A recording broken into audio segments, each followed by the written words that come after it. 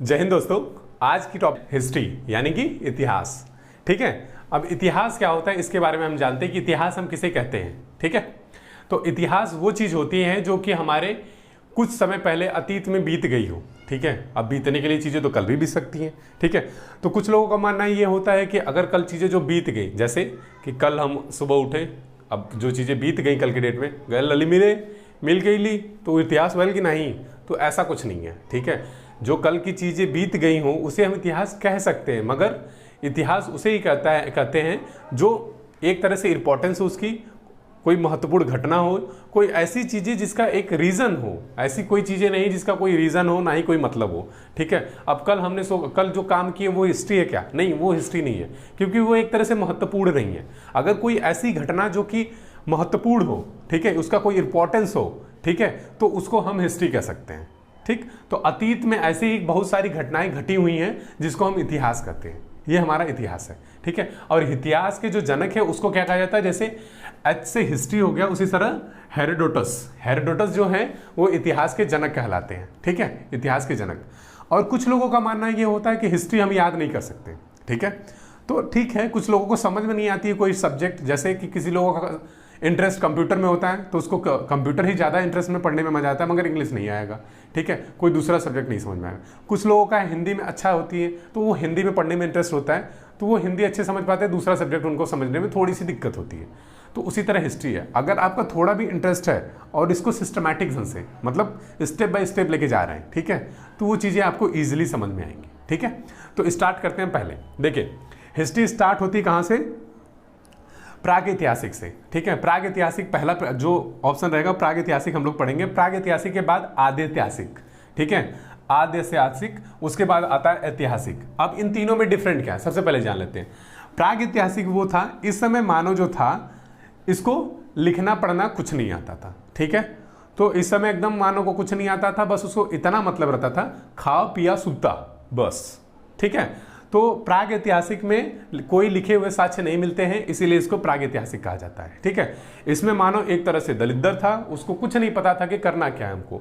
वो एक तरह से जानवर की भांति रहता था। जैसे कि आप इस समय देखते हैं ना, जानवर कहीं भी किसी के घर चले जाते हैं, जैसे अपने ही जानवर है, किसी के घर चला गया इधर उधर चरने के लिए, तो उसको शाम को पकड़ के लेके आना पड़ता है अपने घर पे। अगर हम नहीं जाके पकड़ ले गए तो वो कहीं भी चला जाएगा, किसी वहीं पे खाएगा, वहीं पे रहना शुरू कर देगा। तो उसी तरह प्रागैतिहासिक में पहले के काल में होता क्या था, मानव जो था उसको ये नहीं पता रहता था कि हमको रहना क्या है, बस उससे खाने से मतलब होता था कि हमको खाना खाना है और रहना है। जहाँ उसको जगह मिल गई वहीं पे रहेगा, खाएगा, फिर सोएगा, और वहाँ पे भी अगले दिन नहीं मिलेगा, फिर दूसरी जगह खाएगा पिएगा रहेगा। तो किसके अंदर आता है?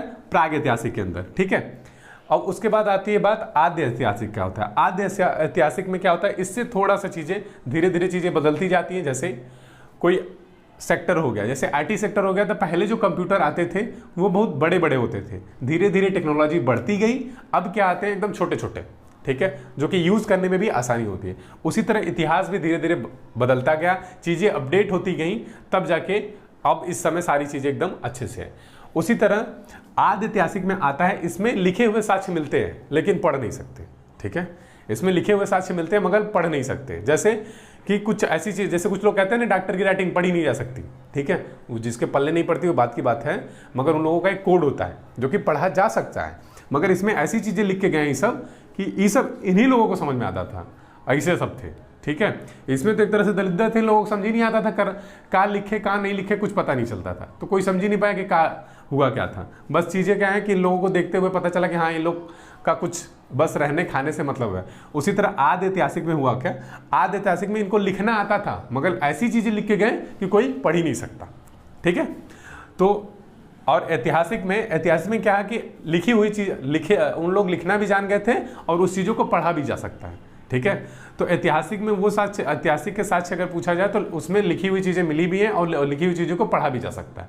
ठीक है, वो किस में आता है? ऐतिहासिक में। ऐतिहासिक में हमको 4 पार्टों को पढ़ना है। पहला हो गया प्राचीन, ठीक है, दूसरा मध्य, तीसरा आधुनिक, चौथा विश्व। ठीक है, प्राचीन की बात कर लेते हैं। तो प्राचीन में जो आता है, प्राचीन में हमारा जैसे हो गया मौर्य साम्राज्य। ठीक है, ये प्राचीन काल में आ जाएगा। ठीक है, मध्य में आएंगे तो मध्य में दिल्ली सल्तनत के बारे में आप जान लेंगे कि मुगल वंश, ये सारी चीज़ें होती हैं। फिर आधुनिक में हमारा अंग्रेजों आ गए, अंग्रेज आ जाएंगे, ये सारे आधुनिक में आ जाएंगे। और विश्व में कहें जैसे कि पहला विश्व युद्ध, दूसरा विश्व युद्ध, फ्रांस की क्रांति, ये सारी चीजें हम विश्व में पढ़ेंगे। ठीक है, तो ये तो होता है सिस्टमैटिक पढ़ने का तरीका। पहला प्राग ऐतिहासिक, आद्य ऐतिहासिक और ऐतिहासिक, ऐतिहासिक के अंदर 4। ये दोनों चीजें तो छोटे छोटे हैं, उसके बाद सबसे ज्यादा टाइम आपको उसी में लगता है, प्राचीन, मध्य और आधुनिक और विश्व इतिहास में। ठीक है, तो अब हम पढ़ते हैं क्या, पहली टॉपिक प्राग ऐतिहासिक। प्राग ऐतिहासिक के बारे में देखते हैं कि इसके अंदर कौन कौन सी चीजें आती हैं। ठीक है, तो चलिए देखते हैं। अब आगे हम लोग देखते हैं प्राग ऐतिहासिक के बारे में। प्राग ऐतिहासिक को हम इंग्लिश में प्री हिस्टोरिक भी कहते हैं। ठीक है, तो इसमें तो आप लोगों को पता ही चल गया कि इसमें कोई लिखे हुए स्रोत नहीं मिलते हैं, इसीलिए इसको प्राग ऐतिहासिक काल कहते हैं। ठीक है, अब हम जानेंगे पूरा पाषाण। पूरा पाषाण काल किसे कहते हैं। ठीक है, पूरा पाषाण काल में हुआ क्या था कि इस समय जो है इंसान बस खाने पे डिपेंडेंट होता था। ठीक है, खाना, बस खाना उसे उसमें मतलब रहता था कि खाना कहाँ पे मिल जाए, खाने की चीज़ें क्या है, उसको खाने से मतलब रहता था। ठीक है, तो इसको खाना जहाँ मिलता था वहीं पे रहना शुरू कर देता था और उससे कुछ नहीं मतलब रहता था कि हाँ क्या हो रहा है क्या नहीं हो रहा है। ठीक, खाने पीने पे सबसे महत्वपूर्ण चीज़ है कि पूरा पाषाण काल में मनुष्य ने आग की खोज कर ली थी। किस चीज़ की, आग की।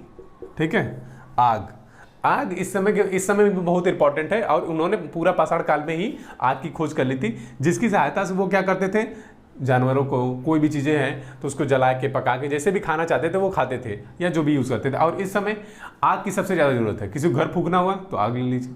ठीक है, ऐसी उस सारी चीज़ों के लिए हम आग का यूज़ करते हैं। खाना बनाना हुआ, आप इस समय देख लीजिए, अगर गैस का भी यूज़ करते हैं तो हम लोग लाइटर यूज़ करते हैं, तो उसमें जो चीज़ें लगी होती हैं वो पत्थर की होती हैं। ठीक है, तो इसीलिए पूरा पाषाण काल को स्टोन एज भी कहा गया। ठीक है, क्या, STONE, स्टोन एज।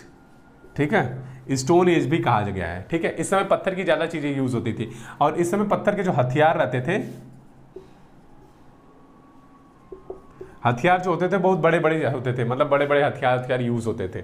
ठीक है, सबसे महत्वपूर्ण बात यह थी कि इसमें आग की खोज हम लोगों ने कर लिया था। ठीक है, मगर मानव एक तरह से उसको ये नहीं पता रहता था कि उसको करना क्या है, कैसे रहना है, सारी चीज़ों से उसे कोई मतलब नहीं रहता था। फिर मध्य पाषाण काल आता है। मध्य पाषाण काल में हुआ क्या कि इसमें ज़्यादा चीज़ों की खोज नहीं हुई, बस इसमें जो हथियार थे उसको छोटे कर दिए। इसमें छोटे हथियार थे, छोटे हथियार।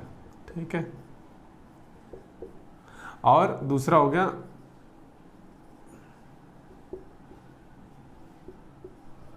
अंत्येष्टि, मतलब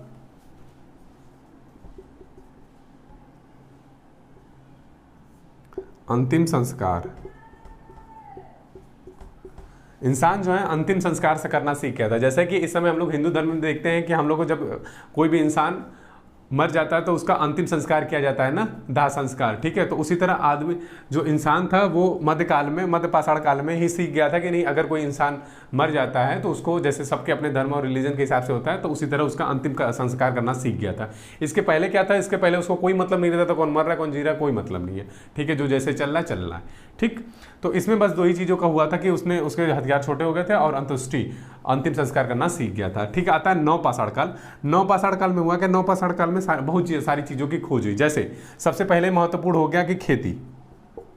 ठीक है, खेती, इंसान क्या है कि नव पाषाण काल में खेती करना सीख गया था। ठीक है, उसको पता चल गया कि खेती करना, अगर आप खेती करना स्टार्ट कर देते हैं, सपोज करिए कि आज हम ही खेती करते हैं जो हमारे यहाँ ही होती है, तो अगर हम लोग खेती करें बनारस में और रहें हम लोग आजमगढ़ में तो चीज़ें पॉसिबल नहीं है ना, उसका देख रेख भी करना पड़ता है। तो इन लोगों ने खेती के साथ साथ आवास, अस्थाई आवास, एक तरह से अस्थाई आवास,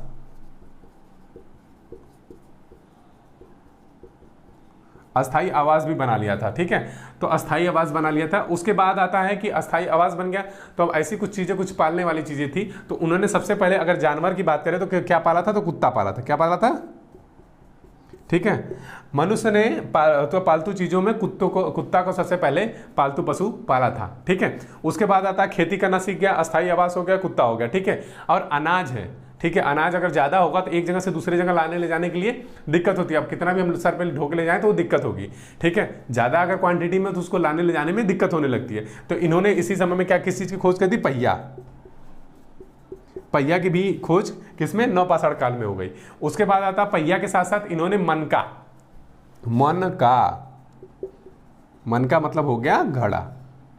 ठीक है, घड़ा के भी खोज हमारी नव पाषाण काल में हो गया। तो मतलब मैक्सिमम चीज़ों की खोज हमारा नव पाषाण काल में हो गया, जैसे खेती, अस्थाई आवास, कुत्ता, पहिया, मनका।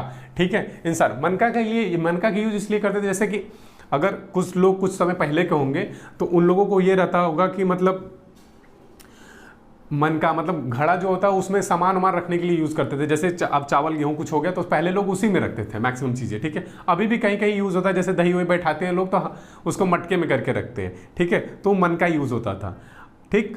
तो अब खेती की बात आई तो खेती कहाँ से स्टार्ट हुई थी, उसी तरह चौथा देख लेते हैं पहले। चौथा क्या था, उत्तर पाषाण काल, इसे ताम्र पाषाण भी कहते हैं। ताम्र पाषाण कहने का रीज़न है कि इस समय मनुष्य ने धातु, सबसे पहली धातु किसकी, तांबा, ठीक है, तांबा का उन्होंने खोज कर ली थी। तो उत्तर पाषाण काल में इन्होंने तांबे की खोज कर ली। तो उत्तर पाषाण काल सब में होता है। उत्तर पाषाण काल जब आ जाए तो समझ लीजिए कि वो जो काल है वो वहीं पे खत्म हो जाता है, फिर उसके बाद नया काल स्टार्ट हो जाता है। खेती की बात करें तो खेती में सबसे पहले उसने किस चीज़ की खेती करना स्टार्ट किया था, खेती में सबसे पहले सबको पता होगा गेहूँ और जौ, ठीक है, जौ गेहूँ, ठीक है, जौ और गेहूं का खेती करना उसने स्टार्ट कर दिया था, ठीक है। कितने अभी से कितने सर, 7,000 ईसा पूर्व में, ठीक है, 7,000 ईसा पूर्व खेती करना स्टार्ट कर दिया था, BC, ठीक है। और उसके बाद किस जगह पे स्टार्ट किया था, तो वो पाकिस्तान में, ठीक है, कहां पे, पाकिस्तान के मेहरगढ़, ठीक है, कहां पे, मेहरगढ़, समझ गए होंगे आप लोग, मेहरगढ़, ठीक। तो मेहरगढ़ के एक किस पहाड़ी के बीच में, तो सुलेमान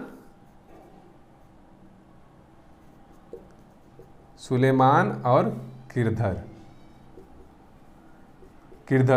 इन दोनों पहाड़ियों के बीच हमें जौ और गेहूं मतलब खेती के साक्ष्य मिलते हैं कि इन्हीं दोनों के बीच में खेती हुई थी, ठीक है। तो ये तो था हमारा कि नवपाषाण काल क्या हो गया, उत्तर पाषाण काल क्या हो गया, इतनी चीज़ों का इन्होंने खोज किया था। सबसे महत्वपूर्ण बात ये थी कि हम लोगों ने पूरा पाषाण काल में ही आग की खोज कर ली थी उसी के बाद। और इस समय तो इंसान लिखना तो नहीं जानता था मगर चित्र बनाना जानता था, ठीक है। तो चित्र का हमको कुछ साक्ष्य मिला है कहाँ से, भीमबेटका से मिला हुआ। ये किस राज्य में है, मध्य प्रदेश में, कहाँ पे है, मध्य प्रदेश में है। और जिला कौन सा है,